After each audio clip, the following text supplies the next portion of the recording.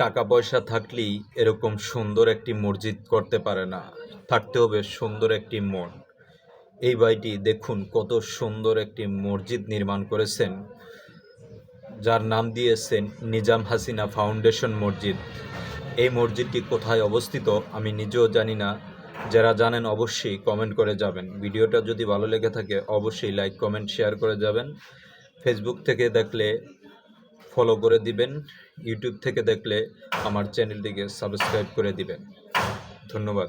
মানুষ টাকা জমিয়ে শখের বাড়ি তৈরি করে, যে কত আলিশান বাড়ি তৈরি করবে এমন প্রতিযোগিতা থাকে, কিন্তু নিজাম হাসিনা ফাউন্ডেশন দেখেন কতটা পাগল হলে যে সে এমন একটি মসজিদ নির্মাণ করেছে, চমৎকার একটি মসজিদ।